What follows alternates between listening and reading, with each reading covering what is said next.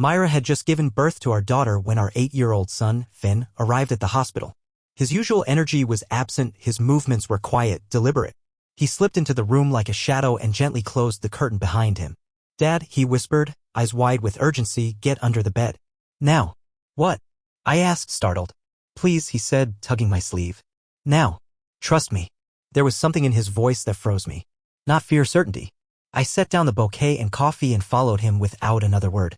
We lay flat beneath the hospital bed, the cold linoleum pressing into my ribs. Finn's breath was shallow beside me. Then came the footsteps. They stopped at the door. The handle turned. A man's voice floated through the quiet. "Hey, beautiful. How are my girls today?" "Not mine. Not a doctor." Finn covered my mouth gently with his hand. I didn't move. "She's asleep," Myra's voice answered, soft, affectionate. "Different. Real. Come here," the man said. "I've missed you." Her laugh, it wasn't the polished social one I knew. It was the laugh I hadn't heard in years. "I hate sneaking around, Logan. But soon we won't have to." "Logan." The name settled like ice in my spine. "After I'm discharged, I'll tell Kellen everything. One clean break, no lawyers. He'll be out of the picture." "You're sure?" Logan asked. "With what I have on him, he won't dare fight me." "What if he does?" "He won't. I know things. I've seen things. And Leo, he's already on our side." Beside me, Finn shook. He was crying silently, steadily. He wasn't surprised. Just heartbroken. Logan's voice dropped. "And the baby?" "She's yours," Myra said. "We'll be a real family soon." I clenched my fists against the floor. "I'll grab coffee," Logan said. "Hurry back," she whispered. His steps retreated. Finn let go of my arm and turned to me. "I didn't know how to tell you," he said, tears tracing down his cheeks. "She said you didn't love us anymore. That's why you were always gone." My world shifted. But the only thing anchoring me was my son's face. "How long have you known?" I asked. "Since my birthday," he whispered. "He was at the party. She said he was just her photographer. But later I saw them kissing in the garden. And yesterday she told him they'd be a family, all 4 of them." My voice was a whisper, steel beneath it. "Finn, what you did today, that was brave. You protected me when I didn't even know I needed it." "Are you mad at me?" "Never at you," I said, pulling him close. "Never." We left the hospital quietly. But inside, a storm was already building. Myra thought she could betray me, take my son, erase our past, and rebuild her future on my ashes. She had no idea who she was dealing with. We didn't speak much on the way to the car. The cold night air wrapped around us like armor. I held Finn's hand tighter than usual and he didn't pull away. Instead of heading toward our house in Lincoln Park, I took the Kennedy North. Finn noticed. "We're not going home, are we?" "No," I said. "We're going somewhere safe." He leaned back in the seat and stared out the window, but I saw his reflection watching me in the mirror. My old military partner, Jace Maddox, owned a lakeside cabin in Eagle River, off-grid, private, and fortified. When we arrived after the 4-hour drive, dusk was falling. Pines loomed around the property like sentinels. Chase was already waiting, leaning against the frame of the cabin, a mug of coffee steaming in the cold. "This looks bad," he said quietly. "It is." We stepped inside. Finn wandered to the bookshelf and pulled out a dog-eared copy of the Phantom Tollbooth. "He knows." Jace asked. "Too much." "Enough." "And she?" "Myra's planning something big. She says she has leverage. Something from my past." Jace's expression tightened. "Anything she could use?" "Maybe. Old files. Missions. But nothing illegal. Nothing true. Doesn't matter. If she spins it right." "I know." We spent the next 2 hours laying out the groundwork. Jace pinged a contact to pull metadata from Myra's recent communications. I combed through my own files, verifying that none of my encrypted logs had been accessed. "You think it's just an affair?" Jace asked. "No. This is strategy. Manipulation. She's grooming Finn, Jace. She told him I don't love him. That I left him on purpose." Jace swore. "That's not betrayal. That's war." I looked toward the loft where Finn had curled up in a sleeping bag, the book still open in his lap. He was watching us. I nodded. "Then it's time I start fighting like a soldier again." The next morning, Jace and I stood on the porch, coffee mugs in hand, watching mist rise off the lake. I hadn't slept. Too much was unraveling. Too much I hadn't seen coming. "What's your plan?" Jace asked. "First, I find out what she has on me. Then I turn it." He nodded, already pulling up his laptop. "Let's start with her devices. Give me access to your home network logs." I sent him everything: security data, smart home records, encrypted backups. We knew Myra had used the house office when I was away. And I'd been away a lot. "There," Jace said, pointing to a login timestamp. "She was in your system 3 weeks ago. Access to folder labeled Op. Emberlight." My blood chilled. Emberlight was a disaster, an op that ended in civilian casualties due to faulty intel. It was classified top level, sealed. How the hell, If she has those files, Kellen, someone gave them to her. Someone with clearance. I stepped outside and stared at the trees. The cold hit my lungs like fire. I hadn't felt the kind of betrayal since the war. You think it's her new guy? Jace shrugged. Maybe. But I'm betting someone else is in the shadows. Someone she's working with. We'll trace every contact she's made since February. And Finn. He stays here. Safe. We tell him what he needs to know. No more lies. Inside, I found Finn sitting at the table with a notepad. He was drawing a picture of me, him, and a little girl. The baby. You okay, kiddo? He nodded. I was thinking, can I still be her brother? Even if she's not your daughter. I crouched beside him. You will always be her brother. You are still you and she's still her. That doesn't change. He leaned against me. I'm glad you didn't leave. I'm not going anywhere. That's a promise. Outside, the forest was waking. So was the war. And I was ready for it. It was just after midnight when Jace's alert pinged. He turned his laptop toward me, the screen casting a cold glow in the cabin's dim light. She's meeting someone, he said. Encrypted messages. Location is a hotel downtown. Not the photographer. This is someone else. When? Now. I didn't hesitate. Jace was already pulling gear, 2 comms, a concealed recorder, and a burner phone. I grabbed a hoodie, slid a small Glock into my waistband, and kissed Finn's forehead before stepping out. The streets of downtown Milwaukee were quiet, neon reflections puddled in the wet pavement. I parked 2 blocks away from the Rialta Hotel and approached on foot. Jace guided me through a private channel. Room 304. 3rd floor. Meeting in 15 minutes. You'll want the suite opposite, it's empty. From the shadows, I watched her enter, hair up, a careful but unrecognizable outfit, sunglasses despite the hour. Her body language screamed control. She knocked twice, waited. A tall man in a slate gray coat opened the door. Military posture. No smile. I moved. Within minutes, I was in the suite across the hall, audio equipment ready, lens fixed through a sliver in the curtains. Jace patched in the sound. Her voice clear and clipped. So, you can get into the DoD backend. You're sure? The man's voice was quiet but firm. With the right token and the right phrasing. We'll need his passphrase. That's where your son comes in. Ice filled my chest. Myra was silent. Then, he might know some. He's been around Kellen's systems. I can get more. We need those files. Emberlight is the key. And if I get them?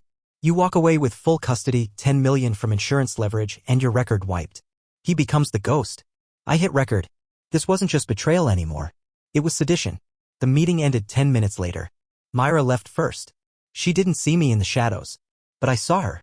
And the man. I snapped 3 clean photos of his face. Facial recognition would do the rest. Back at the cabin, I sent the files to Jace and looped the audio to confirm nothing was missed. He exhaled slowly. That guy's not just a hacker. He's ex-DIA. Maxwell Trent. Dishonorably discharged 2 years ago for data siphoning. Been off-grid since. Until now. I sat down across from him, anger cold and precise in my chest. She's using our son to compromise federal intelligence. And if she gets caught, she burns you instead. I looked toward the darkened loft. Finn was safe for now. But the net was tightening. We go on offense, I said. Surveillance on every associate. We bring this to a contact in DC, get Trent marked before they disappear again. And Myra. We wait. Jace raised an eyebrow. For what? For her to cross the final line. Then I bury the whole operation. Outside, the woods were silent. But in the silence, I heard the countdown beginning. 3 days passed. Myra went dark. No calls, no texts. Trent, however, moved recklessly. He messaged 2 known information brokers and 1 private investigator out of Nevada. All were flagged by Jace's net. They're closing in, Jace muttered. But they're moving like amateurs. Fast and desperate. Desperation made people sloppy. It also made them dangerous. Meanwhile, Finn kept asking questions. Smart ones. About family, about truth. I answered carefully but never lied. Mom's going through something, I said one night as we watched the fireplace crackle. Something I can't stop. But I can keep you safe. That's my job. Will she try to take me? He asked. She might. But we won't let that happen. That night I activated a security layer I hadn't used in 5 years, full biometric access lockdown across all personal and corporate assets. If they wanted anything, they'd find digital iron. The next morning, Jace burst into the kitchen with a printout. Got it. Message from Trent to Myra, encrypted but traceable. They're planning a drop data for cash. Friday night. South Shore Marina. Is she showing up? Yeah. She's running the exchange herself. Why? Because she thinks you're still hiding in Vermont playing house with your son. Then let's make sure she still thinks that. Friday came wet and cold. I watched her arrive through a scope from a rooftop across the marina. She wore black. No umbrella. No partner. Trent emerged from a sedan carrying a hard drive case. They exchanged a few tense words too far to hear. Then she handed him a burner phone. He's calling someone, Jace reported from the van. Not her. Not you. Third party. Get the signal. Record it. Already done. Trent departed. Myra stayed, staring out at the lake as though waiting for a different outcome. I let her stand there in the rain for 5 full minutes before vanishing into the night. Back at the cabin, the full download from Trent's burner came through. Voice match, Thomas Calderon, former DoD contractor turned rogue data broker. The man who had tried to blackmail me once. He was behind this all along. Myra was just the tool. I stared at her voice in the transcript. Once this is done, Kellen disappears. And I take back everything he stole from me. It wasn't grief. It wasn't anger. It was ambition. The kind that burns bridges and children alike. I looked at Finn, asleep on the couch. Jace, I said quietly. We bring them all in. Trent. Calderon. Myra. You want the FBI? No. Not yet. We use their playbook. Divide. Leverage. Dismantle. Then we offer terms. Jace nodded. And if they refuse? I looked out into the trees where the mist curled like ghosts. Then we ended our way. It began at 3:17 a.m. A text on the burner, location confirmed. Calderon at Iron Tower, 22nd floor. Alone. That was all we needed. Jace and I ran a 2-man op like old times. Masked, silent, efficient. We breached the tower from the maintenance elevator, no cameras, no alarms. Just metal, sweat, and breath. Calderon was half asleep at his desk, a tumbler of whiskey half finished, screens filled with code and wireframe diagrams. Government blueprints. Ones I recognized. He didn't even reach for a weapon. Just stared up tired. You again, he said. You didn't learn the first time. I underestimated you, Calderon admitted. Didn't think you'd crawl out of that perfect life. You tried to destroy it. Not yet. But we were close. Jace stepped forward, zip-tying his wrists. Game's over. You don't talk your way out of this one.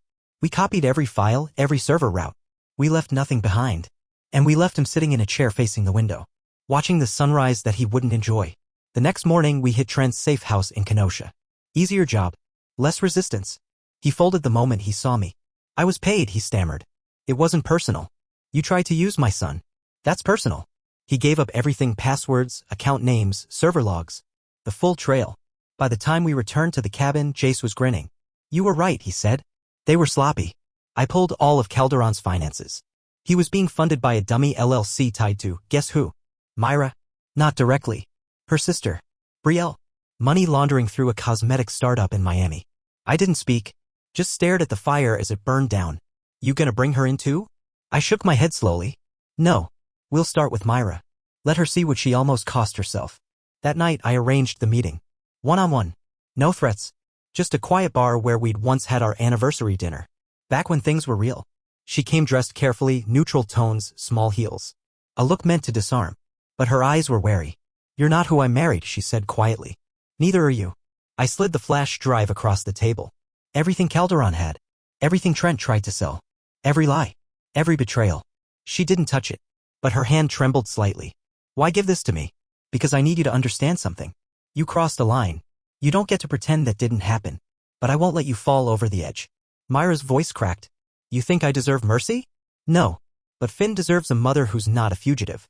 And Sophia deserves a future that's not built on federal indictments. She stared at the glass in front of her. Then slowly she nodded. I'll end it. All of it. Calderon. Trent. Your sister. You'll cut every tie. And if I don't? You won't like the alternative.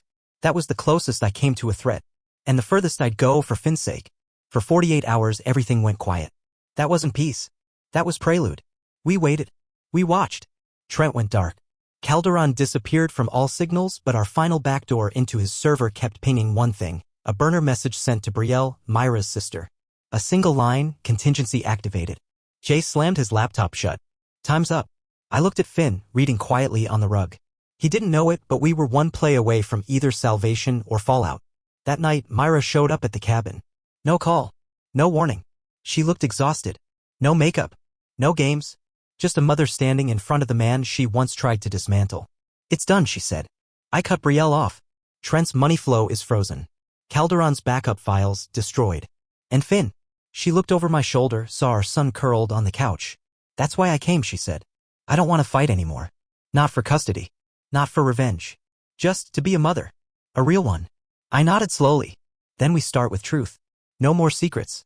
He deserves that. We sat down, and together told him everything. Not the details that would scar him, but the outline of betrayal and recovery. Of mistakes. Of healing. Finn didn't cry. He didn't flinch. He just said, "Can we still have dinner together sometimes? Even if you don't live in the same house?" Myra broke down. And I let her. 3 months later, Finn spent weekends with Myra and weekdays with me.